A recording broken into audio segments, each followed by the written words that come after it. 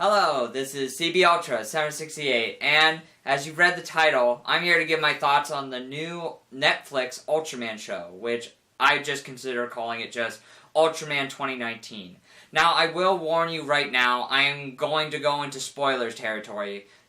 So if you haven't seen the show yet, please go and watch it, because I'll tell you right now, I had a really fun time watching and enjoying it. And to tell you the truth, I watched it in English dubbed, and the English dubbing actually wasn't too bad. Like, there were some awkward parts, like, where some lines were delivered that were a bit weird, but overall, the English voice actors did a great job for the show.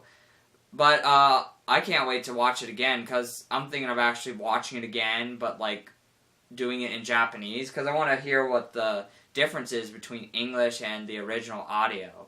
So I'm really looking for that. But again, like I said, there's going to be spoilers for this show, and I'm going to jump into them right now. So if you don't want to be spoiled, stop the video right now.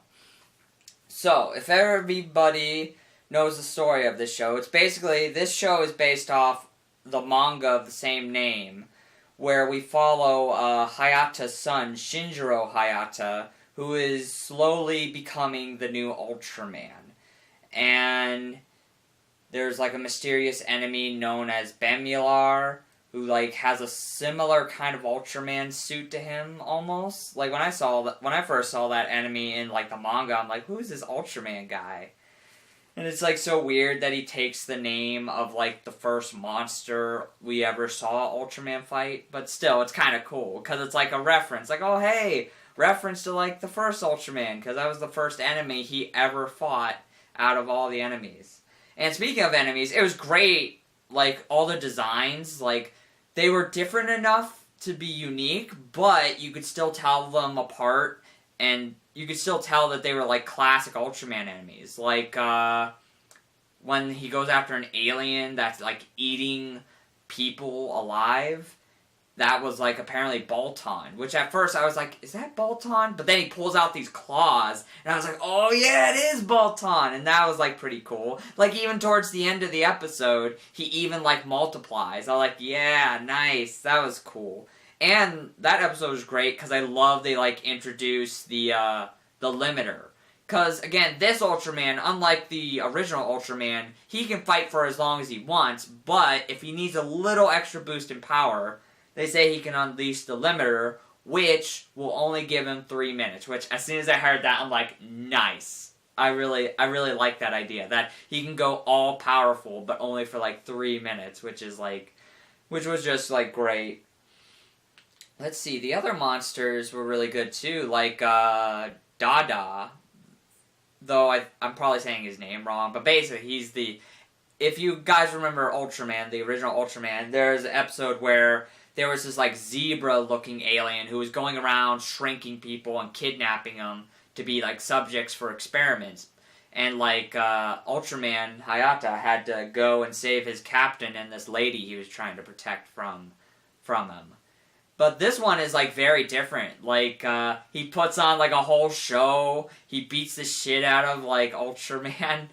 And he just, like, reveals, like, oh, guess what? Your humans were actually hiring this alien assassin to kill people. And he says he's part of a space protection agency, basically, because in the storyline, they're trying to, like, unite aliens and humans together, but it's still a secret. Nobody's supposed to know about it yet. But before I get too far ahead, I love that this show also doesn't just introduce Ultraman, we get actually other Ultraman as well. We get a different version of Ultra 7, and I love, like, when he's, like, talking about the suit, he just calls it's the Ultraman 7.0. 7 for short, which I was like, nice. And let's see, we also get Ultraman Ace, but his story is very different. Now, to tell you guys the truth, I haven't seen Ultra 7, the original Ultra 7 or Ultraman Ace yet. I hope to get to those someday. And, yeah, like, Ultra 7, I don't really know his original story. Ace, I don't know his original story. I just know in the original show, for a while, to turn into Ace, these two people had rings, this guy and this girl. I don't know their names, unfortunately. Well, I should. I mean, I watched the show. One's named Yamako, and the other is Seiji. Yeah. They would basically jump into the air, join their rings together, and then they'd become Ultraman Ace. This one, again, it's just Seiji becoming Ultraman Ace, and he's, like, lost all of his limbs, his arms and his legs, and this, like, alien guy who looks kind of like a crab, he put them back together.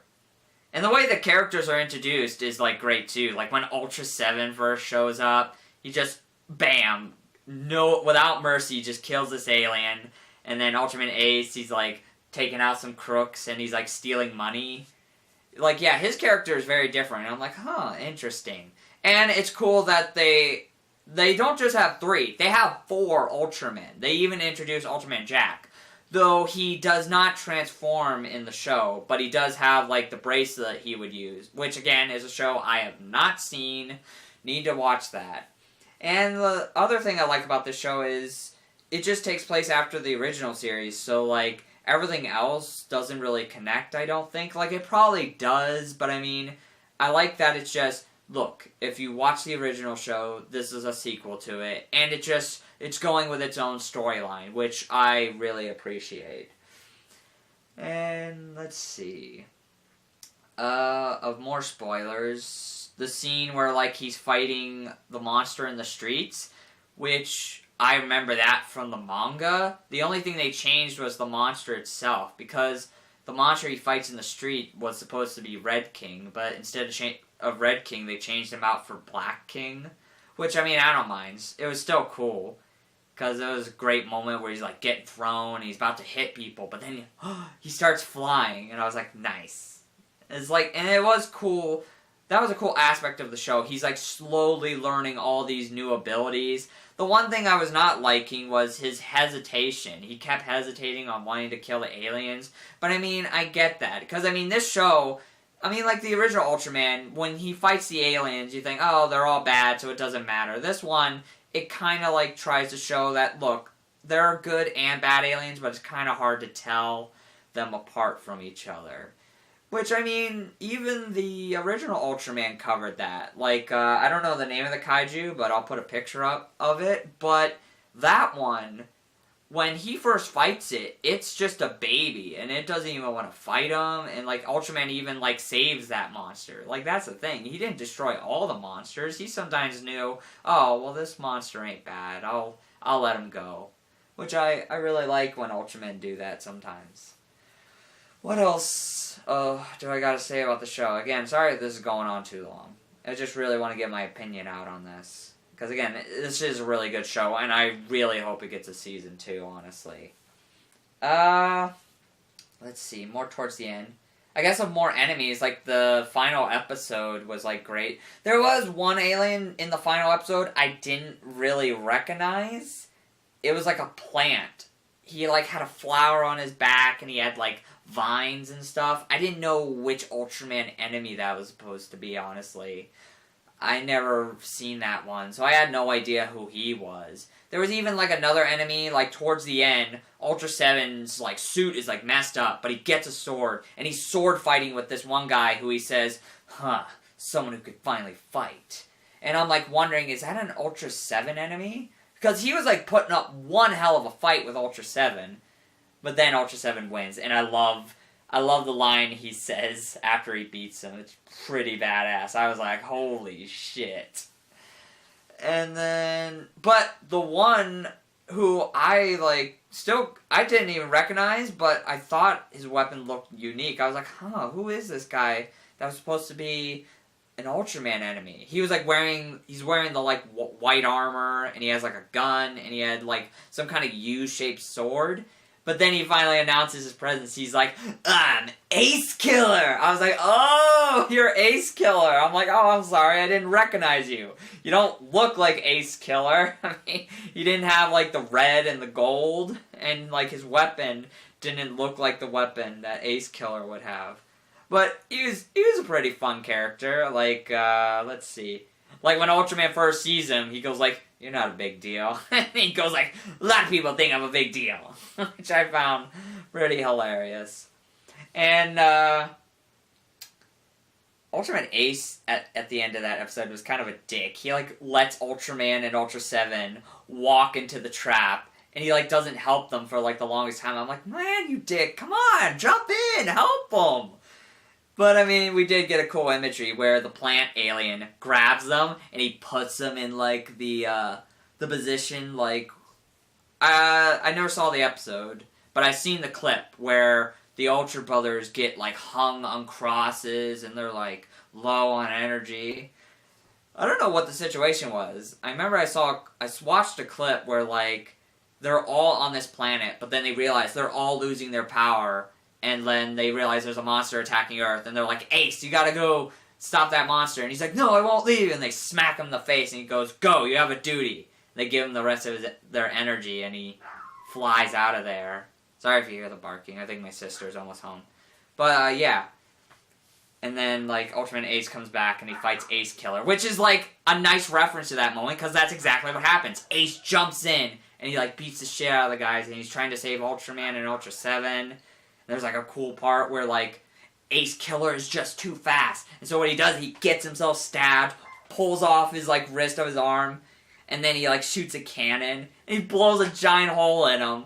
And then then the plant guy's laughing. They're like, what are you laughing at? And then he just gets up. And I'm like, oh, are you kidding me? And he's like, I haven't died in 300 years. I'm like, oh, you son of a bitch. That was a great moment. I'm like, he did that super powerful blast for nothing. It didn't kill him.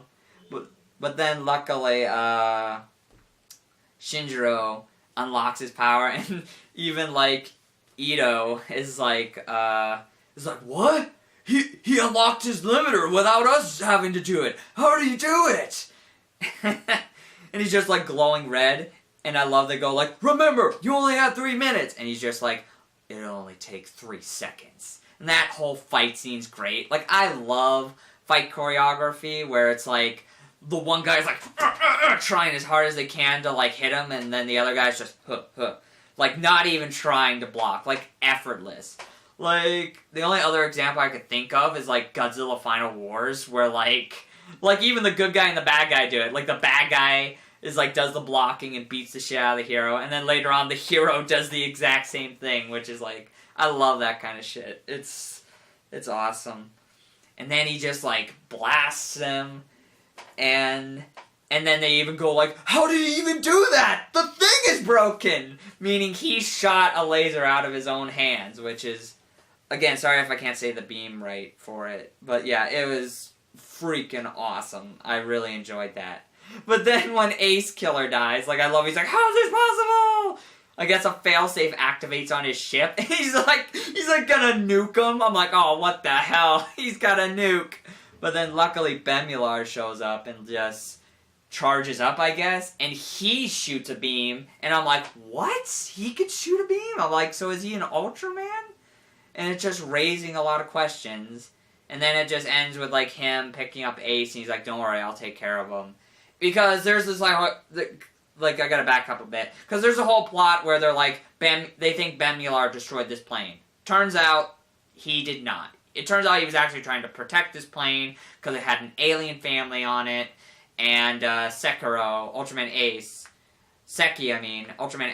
was one of the passengers as a little boy on the plane, and he lost his limbs from the accident. So, he took care of him, took him to the red alien guy who's been taking care of him, and he revealed that the ones who shot down the plane are the Space Protection Agency, who Dada works for. So, like, as I was watching, like, he says he's a good guy, but I'm like, there's no way you're a good guy, you're bad. I mean, he kills, like, the Pikmin character, who's, like, a fan of Reina. He's like, I love you! He gets his throat slit. But, yeah, so it ends with Bemular saving Ultraman Ace, and then the red alien guy, he gets kidnapped by Jack, who says, finally, I can go home. Which I'm like, what's that all about? And then we have one more shot of, like, Shinjiro turning into Ultraman and flying into the screen. Oh, and, like, Reina finds out he's Ultraman, and she's heading to New York, and she's like, keep up the good work. Like, and, like, throughout the show, I was like, why do you hate Ultraman? And then she's like, about her mother. I'm like, man, and I'm just thinking, like, well, it's not his fault. he was probably trying his best to protect everybody. That's the thing about Ultraman. He's not a god. He can't save everybody. He tries his best to save who he can. And she eventually understands that, which I go, okay, thank you. So yeah, overall, I really enjoyed the show. I hope it gets a season 2. I even rated a thumb up, because I was like, come on, I want a season 2. I want to see where this story is going to go. Like, I mean, the thing with Jack kidnapping that alien, what's that all about? I'd love to see if Jack transforms. Maybe he fights against them, but then he eventually joins them. I'd like to find out who Bemular is. It seems like they're setting him up like it's going to be some big reveal. Because, I mean, especially since we found out he can, like, shoot a beam as well, like an Ultraman. Like, what is up with that? Maybe not in Season 2. Like, I was thinking maybe Ultraman returns. Because this is a common thing I've been hearing complaining about the show. Like, oh, he doesn't grow and he doesn't get giant and he looks like Iron Man. Well, again, just, you gotta accept it's a different take on Ultraman. That's all it is. It's just doing its own thing. And I mean, who knows? Maybe in the future, they'll have Ultraman come back. And like, some people just think he can just grow automatically. That's not how it works. He needs the beta capsule. I mean, that's the whole thing. That's always the thing I liked about Ultraman. Because it wasn't just Hayata fighting. It was Ultraman as well. It was a shared relationship. Once he used a beta capsule, it was both Hayata and Ultraman fighting as one. Which I really, really enjoyed of that. So, yeah, overall, I hope there will be a Season 2. And yeah, that's pretty much it. And I will definitely try to make some Mr. Blue Skies out of the fights in these, because there were some pretty great fights in this. So again, I hope you all enjoyed. This has been CB Ultra 768, and I'll see you all on the next video. Bye-bye.